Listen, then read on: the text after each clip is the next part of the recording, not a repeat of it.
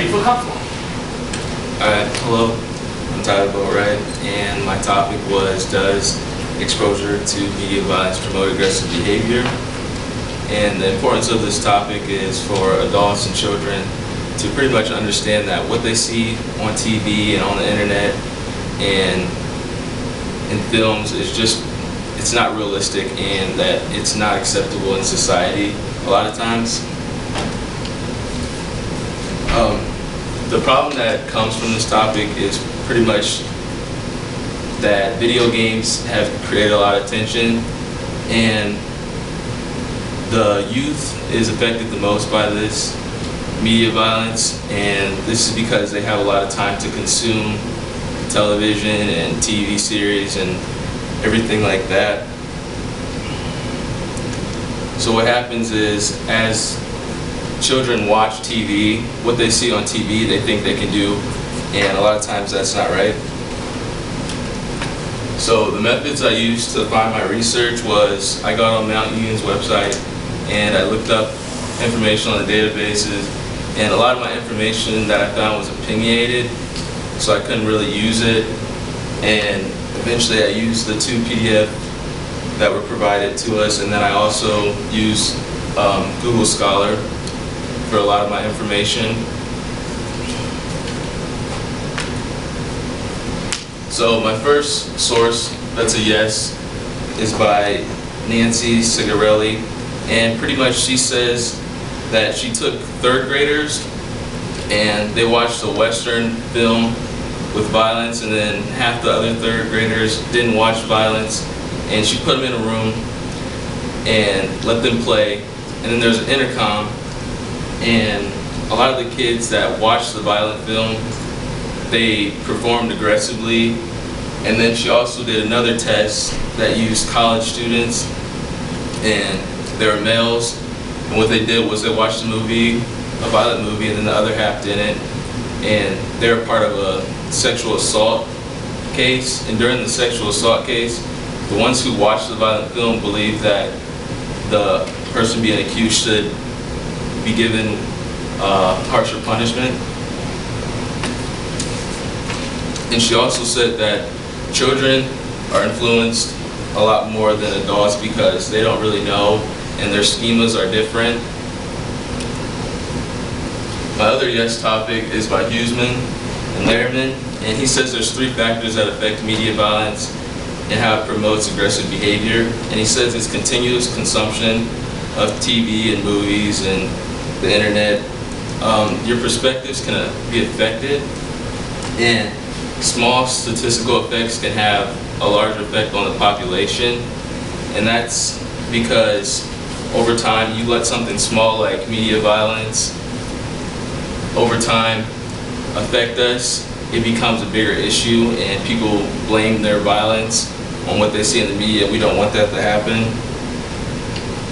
And then there's also a lot of empirical studies, and the violence that is shown on the news, a lot of times people might think it doesn't have an effect, but there's a lot of people that are strong fans to celebrities and stuff, and the effect is the Marilyn Monroe effect. And so if someone like popular will like commit suicide, a lot of times over a 2-week span you'll see people that really are interested in a celebrity, sometimes they will end up killing themselves also.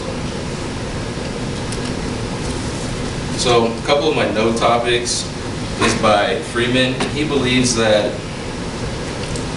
scientists that perform these tests and these studies about media violence promoting aggressive behavior, he believes that a lot of the information isn't tested on a population. The population isn't really that big that they're testing, and it's a small group that's being affected.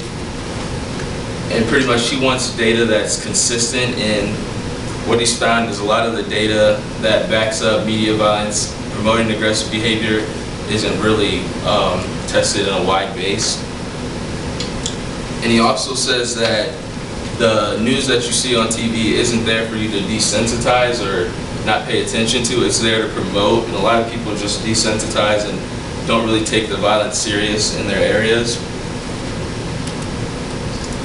Huseman and a couple other authors wrote another No article, and what they said was cultural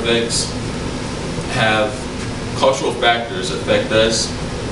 So that means like your parents, over time, if you're not taught what's right and wrong, a lot of times you become more aggressive, and over time you won't understand what violence is accepted and not accepted, and what you see on TV isn't right.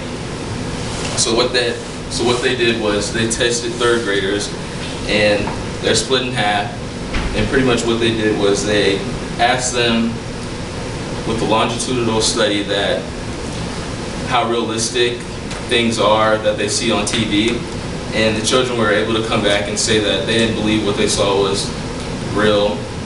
And then a year later they also tested and tried to make them understand that what you see on TV you shouldn't imitate, and they also were able to, the children were also able to understand that it's not real either, and it's not acceptable. So pretty much those scientists were saying that parents affect your opinions and what you watch on TV. So my thoughts, I believe that there is violence promoted by the media, and the reason I say that is because there's multiple court cases where people have blamed the media for what they see, and violence is everywhere, and technology is getting greater, and so what's happening, people see stuff on videos and they repeat what they see, and that's what's happening with a lot of the media. And in conclusion, a lot of the benefits that I got was just that really, when you look at studies, you have to understand the information that you're looking at. You have to make sure that what's being tested was from a larger population, and also like social norms. You have to understand that the social norms of what's right and what's wrong. And for future studies, I would like to see why a lot of news stations try to promote so much violence just to gain viewers. I don't think it's right, and I feel like that would be interesting to look into. So are there any questions? Thank you for listening.